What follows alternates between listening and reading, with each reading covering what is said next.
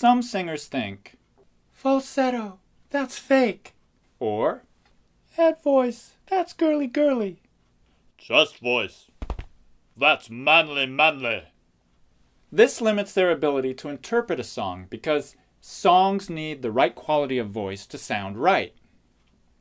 In the jungle, the mighty jungle, the lion sleeps tonight is not the same song as in the jungle, the mighty jungle, the lion sleeps tonight.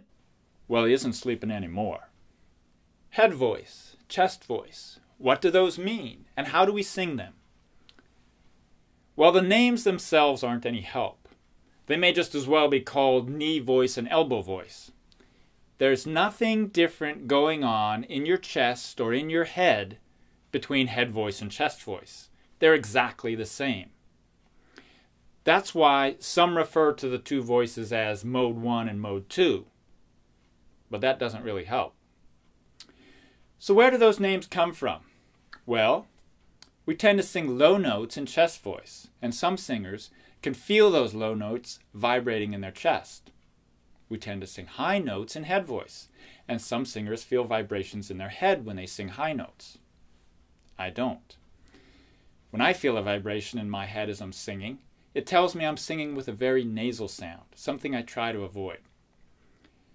Some people think of chest voice as the low register and head voice as the high register, and they call the place where they meet their break. But the difference between head voice and chest voice isn't the pitch. In fact, you can sing head voice to very low pitches. We usually don't just because it's too quiet. Our ears are not as sensitive to low frequencies. So the same amount of air makes a high note louder than a low note. The difference between head voice and chest voice is found between our heads and our chests, in our throats, or more specifically, the larynx, and particularly in our vocal cords, also called vocal folds, inside the larynx. Now let me use my hands to demonstrate what the vocal cords are doing. The space between my hands represents the space between the vocal cords. Imagine that's the only opening. Ignore all the space beyond the back of my hands. Now the vocal cords are not like guitar strings or piano strings. They're more like the lips of a brass instrument player. The air pushes them apart, and the muscle tension pulls them back together. The muscles do not cause the vibration, they allow it, like a flag fluttering in the wind. There's a set of muscles that would be along the direction of my hands that tense to raise the pitch. But there's another set of muscles that move one end of the cords apart, like that. Okay? When we breathe in, they open wide to let the air in. When we speak, they come back together. But there's a lot that can happen in between those two positions. When the vocal cords are close together, they slap against each other. This is the source of the buzz in chest voice. When they're farther apart, they vibrate but don't touch, or only touch lightly. This is the source of head voice. Now some people refer to head voice and falsetto interchangeably, but those who do distinguish them refer to a breathy, high-pitched voice as falsetto, and to a clear voice as head voice. The breathy sound of falsetto is caused by air turbulence as it passes the vocal cords and other parts of the throat. Opening the vocal cords allows more air to pass, leading to more turbulence. If you're used to thinking of head voice as just for higher notes, this is a head voice at a low pitch. It's a soft voice, but not a whisper, and no buzz. Because the vocal cords are closer together for head voice than for a breathy voice, more pressure can build up, so head voice is louder than falsetto. It also uses less air, which is good for singing long lines. So we have apart, not moving, whisper. Apart and moving, a breathy voice. Nearly touching, head voice. Slapping, chest voice, or speaking voice. Slapping hard. Yelling. So going from open to closed or relaxed to tense, we have whisper, breathy voice, head voice, speaking voice, yelling. But when the muscles that control the opening and the muscles that control the pitch tense and relax together rather than independently, we have trouble maintaining the same vocal quality as we change pitch. The vocal cords are too tense at high pitches and too relaxed at low pitches. If you have trouble finding head voice, start with a breathy voice, then slowly reduce the amount of air you're using. As you do, the sound will become clearer. When the breath noise is gone, you're at head voice. So I'll demonstrate from breathy towards head voice. In the jungle, the mighty jungle, the lion sleeps tonight. More closure allows more pressure to build up momentarily. Then it's released in a pulse of air. Sound is just very rapid pulses of air. More pressure makes it louder. More tension allows more pressure. But slapping vocal cords together too much can irritate them and can lead to swelling. So we don't want to keep them too tightly together. You don't want to sing with a breathy voice all the time either. You would tend to run out of breath in phrases or even get lightheaded from hyperventilating. But there are times, maybe a romantic song, when a breathy voice offers the right interpretation for a song. Just the way you look tonight. So far, we've talked about head voice and chest voice as if they're completely different, but it's really a matter of degree. Depending on how much of the time the vocal cords touch, on how much tension there is, you can have a little bit of buzz or a lot.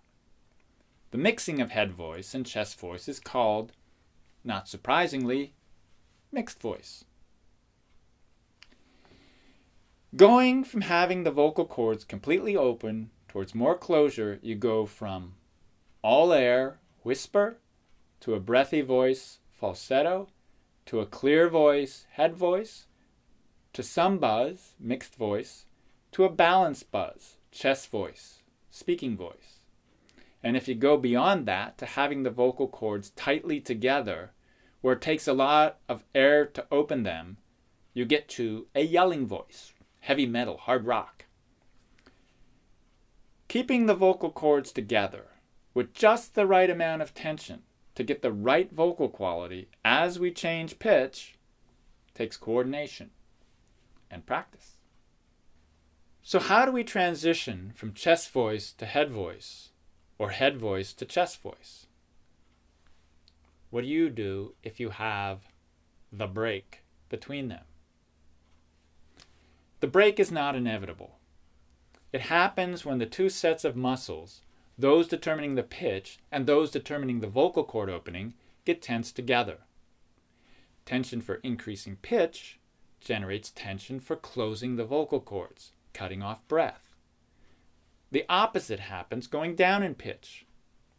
Relaxation for decreasing pitch relaxes tension, opening the vocal cords, allowing too much breath.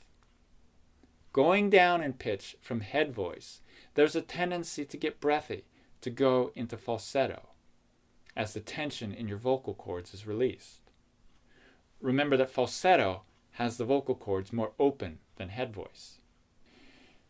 So we want to go the other way, toward chest voice, our speaking voice. As you sense that you're getting too breathy, as you go down in pitch, think of speaking on pitch to prevent this. Now it's harder going up in pitch because you've already got a lot of tension. You may realize that your vocal cords are closing too tightly, so you want to add breath. So you think of adding some whisper. But then everything collapses when you try to whisper, like a dam breaking. It's because you waited too long. You made the transition abruptly. Here's an exercise that may help. Sing the notes do, re, mi on a very breathy hwa, H-W-A. Hwa, hwa, hwa. Then take a breath and repeat. Hwa, hwa, hwa, hwa, hwa, hwa. Now back off on your breath a bit so that the H of hwa becomes quieter. Hwa, hwa, hwa, hwa, hwa, hwa. Then back off a little more, and eventually the H becomes silent. Hwa, hwa, hwa, hwa, hwa, hwa. That's moving from falsetto into head voice. Now speak it. Hwa, hwa, hwa. That's chest voice. Now you add some air going back towards a breathy voice. Hwa, hwa, hwa. Keep doing that to get used to the transition. Now let's try it at higher pitches. Sing a very breathy do, re, mi on hwa. Hwa, hwa, hwa. Then take a breath. Then fa, sol, la. Hwa, hwa, hwa. Hwa, hwa, hwa. Take a breath, and so forth. The pitches don't really matter. Just take 2 steps up, keeping it very breathy. The muscles that set the pitch may be used to working with the muscles that open your vocal cords. And they might get a bit lost now that they're trying to work independently. So don't worry about the pitch right now. At some pitch, your voice will get unstable. Sing a melody up there, still with a breathy voice. Hwa, hwa, hwa, hwa, hwa, hwa, hwa, hwa, hwa, hwa, hwa. Now back off on your breath a bit so that the H of the hwa becomes quieter. Hwa, hwa, hwa, hwa, hwa, hwa, hwa, hwa, hwa, hwa, hwa. And eventually the H becomes silent. Hwa, hwa, hwa, hwa, hwa, hwa, hwa, hwa, hwa, hwa, hwa. And you're in head voice again. Whenever you start to sense tension in your voice because of high notes or because of nervousness, just add a little breathiness to your voice. And then back off a bit on the air until it becomes clear. When you start to hear too much breathiness as you sing low notes, back off on the air and think about speaking the note. You'll find there's a range where you can use either head voice or chest voice. How do you decide which? It's up to you. It's a matter of artistic interpretation. To blend a high melody line into a lower one, some singers choose to go from head voice and gradually increase chest voice as they go down in pitch, using mixed voice. But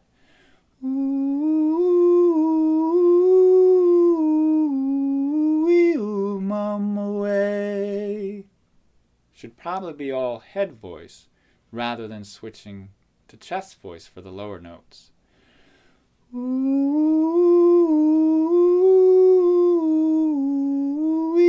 mama way.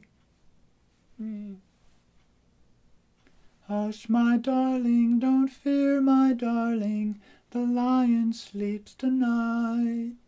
Sounds like you're saying relax and go to sleep. Hush, my darling, don't fear, my darling, the lion sleeps tonight. Sounds like you're saying, don't worry, I have it under control. Which is right? That's up to you. You can interpret it however you like. Being able to add some element of head voice, breathy voice, or chest voice whenever you choose gives you more flexibility in developing your interpretations. Keep experimenting. Be creative. Despite all of these technical details we've been talking about, singing isn't a science. It's an art. And you're the artist.